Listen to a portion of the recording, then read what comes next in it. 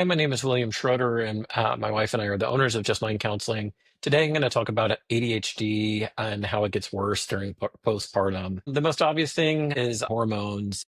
They're changing, and estrogen and progesterone plummet, and which reduces dopamine levels, which are already low with people with ADHD. And that can lead to worsened inattention, impulsivity, and even emotional instability. So, these are all things to know is that inevitably hormones are going to be a big part of the cycle as they're changing, as your body is changing. So this may seem super obvious, but severe sleep deprivation is not a good thing for ADHD. So repeated nighttime awakenings, inevitably that impairs your attention, your working memory, your self-regulation. These are all things that are kind of core ADHD challenges to begin with. So don't be hard on yourself. I think it's just important to know these things to begin with. Being a new parent, inevitably there's a greater cognitive load. You're having to multitask, organize a lot. You're being pulled in inevitably a lot of different directions, which makes it difficult. And your brain is already adapting physically to post baby, which is a lot.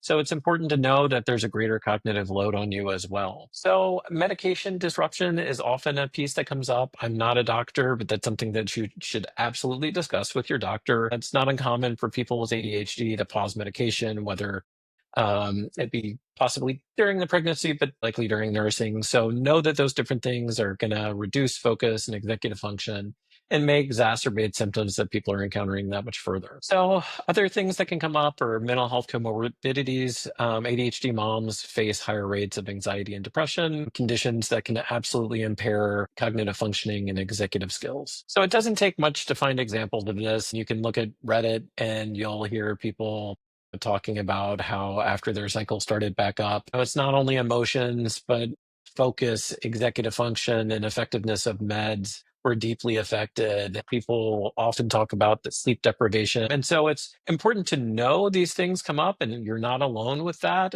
And certainly it's going to take some supports, which brings us to the next part. So a big part of it is looking at all the different stuff that you will have to do as a couple and anybody in your support system and different ways that you can attempt to simplify routines. So looking at rotating meal plans, that could be hiring some help potentially, looking for accountability partners, whether that be for different tasks like laundry or finances or whatever it may be, but looking in your unique system of the things where you may need additional support and strategies that can help that. So another thing to think about in this is inevitably self-care and prioritizing ways to get some different essentials like getting sleep, to have balanced eating, to have some exercise in there, to have short mindful breaks. Even if it's not that long, it's critical. Those things can be really hard to carve out, but that can help to stabilize ADHD conditions. This part may seem very, very challenging is to try and have time for your partner, whether that be in a romantic way or just connecting.